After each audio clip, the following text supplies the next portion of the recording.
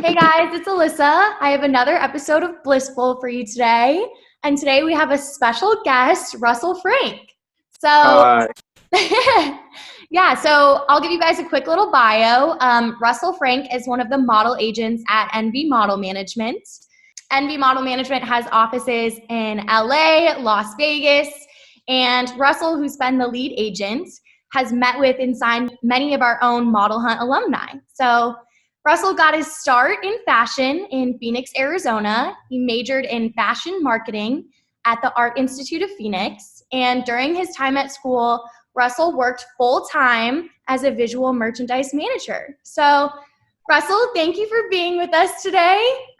Let's just jump right in. So tell me a little bit about NV Model Management's scouting process. Like when you're looking for new faces, do you think that most of these people are born with this it factor, or is it something that they can learn along the way? What do you look out for and what stands out to you when you're scouting? um, Kind of a loaded question, but it is, and especially for our agency because we're not just a modeling agency. I mean, ultimately, that's like our true identity. That's who we are. That's how we started. Mhm. But we have a commercial side, and we have an acting side too. So for us, scouting is like you're looking for commercial people, then you're looking for like models. So it's just like I don't know. My scouting process is a little kind of borderline stalker-ish, Okay. it's the typical, you're in the mall or you're in the grocery store and you're following someone for a good, Mhm. 15 to 30 minutes until you approach them. And that's just me personally, me checking them out. Yeah. Oh, how tall do they look? What about their measurements? Do they look like the right size that I need them to be? Let me see how they're like interacting just in general. Mhm. Do they look like approachable? If I go approach them, are they going to be Yeah. like, oh, you're weird, like, go away? Are they going to take me Yeah. seriously? So it's just that kind of whole process of that. And it just really depends. And I think for me now, it's just kind of like looking at who I have now on my roster versus what I'm missing or what I need Mhm. is another thing that kind of plays a huge part in me when I'm scouting and stuff. Because you can't have too many of one kind unless they're like that amazing. Then yeah, I still will approach that person and be like, I already have a lot like you on my roster, but something about you is a little bit different. I want to have a chat with you, come by the office, so on and so forth. Yeah. Huh. You guys have offices out of LA and Las Vegas. Do you think that the model look is different between the two places? 100%, 100%. Definitely for Vegas, it is a little bit more the commercial. We call it the resort type. That middle age, 30, 40 year old options that look good in the casinos and stuff like that. That's the kind of market is the bread and butter in the Vegas market compared to LA, which still is kind of can tend to be a little bit of a commercial market as well too. But there definitely is more options for the edgier, unique types. Because a lot of people we have in the Vegas market, we even tell them like, you're not going to work in Vegas. I need you to be available for LA if you want to take this seriously, because your look is not a Vegas market. Your look is more for an LA market. And that's just kind of just being honest with them, letting them know that I'm happy to bring you on board, but you're not going to work here. If you are, you're going to work very little in Vegas. You're definitely going to get more castings, more Okay. interest in the LA market. So now that we're all in quarantine, and you guys aren't doing casting calls right now, how does that change the way that you model scout? What is your advice as far as experience and what can models do during this time? I would say definitely. I mean, the scouting process is a little bit different. I mean, the ones that we get who are, submitting to us, and it's all, hey, we really like to sit on chat with you. Mhm. Obviously due to the current pandemic that we're in, we're just being restricted to just like video and FaceTime chats, and just having that as an option. With that being said, it's a little different with models because when you see a model, you really need to see them in person. You need to see their walk. You need to see their true measurements. Like I can say I'm a 38 chest and a 30 waist or 31 waist, Right. or a girl 32, 24, 34. Like she can say that, but it's like, it's a different when you see them in person and you're like, you know, and sometimes even when people submit and then they come into the meeting, I've changed my mind. But yeah, so it's just a lot of like video chats, FaceTime chats, things that get being available that way. Mm-hmm.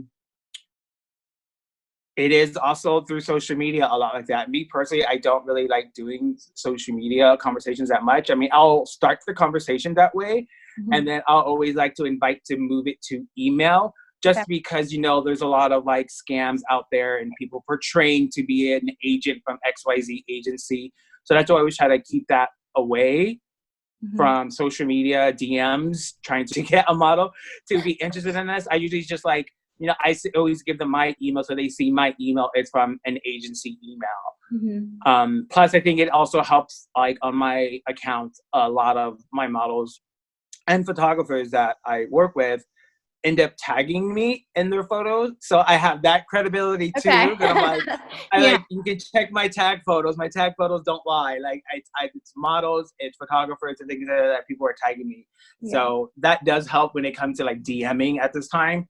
I think as far as like things that they can do, I think it's something I've been telling my current roster is like, people say it all the time, use this downtime to create a new craft or better a craft that maybe you weren't an expert at, and try to get better at it during this time of lockdown.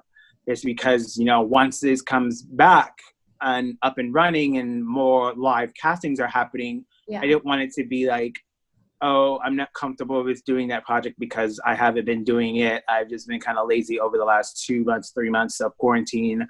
Especially like when it comes to like their bodies, you know, not working out during this time. I don't want to hearing that, oh, I got a swimsuit campaign that you need to go for an audition for. Oh, I'm not swimsuit ready. I kind of gained a little bit during quarantine. And it's just like, you're going to miss that opportunity when it gets back to normal. Just don't let this whole quarantine, you know, hold you back. Don't let it hold you back from things that you're trying to do in the summer or in the fall, just because we don't know when this is going to be released and it's going to be more under control. It just, like I said, just keep continuing your craft, because if this comes back to normal next week and you're not mentally ready, physically ready, or anything like that, it's just going to be a huge setback for you to get ready to get back to work. What advice would you give to aspiring models who have been selected to compete in the ModelHunt, you know, final show?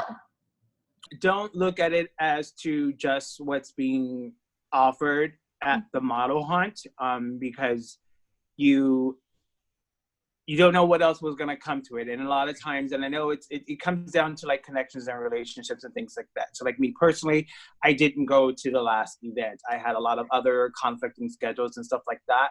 But because of my relationship with some of the people from the staff, I still was open to seeing them and doing follow-up meetings with them in person at the office. So whether just from you doing that event and, you know, what you were expecting to happen out of that one day may not happen. Something else could happen that follows up. It definitely is going to open up a door for something else to come into. So many of our ModelHunt alumni have been signed with NV Model Management. If, you know, fingers crossed, if all of these lockdowns end and the world goes back to normal, do you think you'll be in attendance at the final show?